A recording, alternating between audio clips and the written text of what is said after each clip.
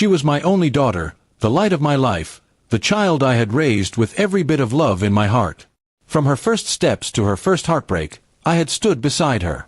I worked double shifts, sacrificed vacations, and put off my own dreams just to make sure she had everything she ever wanted. When she got engaged, I felt nothing but pride. I promised her that I would pay for her entire wedding, no matter what it cost. I thought it was the least I could do. But I never imagined she would cut me out of it completely. At first, it was little things. She stopped asking for my opinion about the dress or the decorations. She said her future in-laws had everything handled. I didn't mind, I just wanted her to be happy. But then the distance between us grew. Phone calls became rare, and when we did talk, she seemed cold and distracted. I chalked it up to stress. After all, planning a wedding can be overwhelming. Still, I kept paying invoices, wiring money for the venue, the catering, the flowers, tens of thousands of dollars spent without a second thought. Then one day, by accident, I found out from a mutual friend that I wasn't even invited to the wedding. I was stunned. I thought it must be a mistake, so I called my daughter immediately.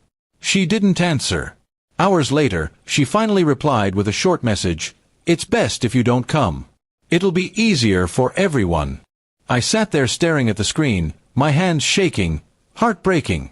I didn't deserve this. I had done everything for her. Everything. The next few days were a blur of anger and grief. I couldn't sleep, couldn't eat. I felt like I had been erased from her life, like I was nothing more than a wallet. My mind kept repeating the same question, why? What had I done so wrong that my own daughter didn't want me at the most important day of her life? No explanation. No apology.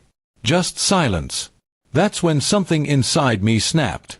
I went through every email, every receipt, every contract tied to the wedding. And you know what I realized? Everything was still in my name. Every payment, every booking, I had signed for all of it. That meant I still had control. I didn't plan it out of revenge. I planned it out of heartbreak. If she wanted a wedding without me, she would have to plan it without my money too.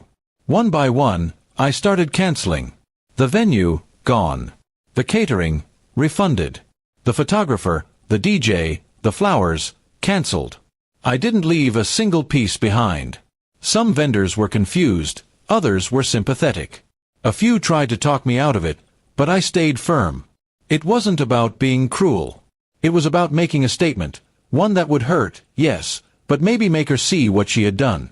It wasn't until 2 days before the wedding that she finally called me, screaming and crying. "How could you do this to me?" she shouted. "You ruined everything." I listened quietly, tears streaming down my face. I didn't yell back. I didn't say a word until she finished. Then I asked, "Why did you cut me out? Why did you act like I didn't matter?" There was silence. And then she hung up. The day that was supposed to be her wedding came and went. I don't know what she did. Maybe they rushed a small ceremony. Maybe they postponed it. But the silence continued. She didn't call. She didn't write. And I sat in my quiet house, surrounded by memories of a daughter who used to run into my arms, who used to call me her hero. People judged me. Friends said I went too far. But they didn't know the full story. They didn't know how it feels to be erased from someone's life after you gave them your whole heart. I didn't ruin her wedding out of spite. I did it out of pain, a pain that still hasn't gone away. Months have passed. She still hasn't reached out. I see photos online of her with her new family, smiling, celebrating. Not a trace of me anywhere. I've cried more nights than I can count, wondering if I made a mistake. But then I remember how alone I felt when she turned her back on me. That kind of betrayal doesn't fade easily. I still love her. That will never change.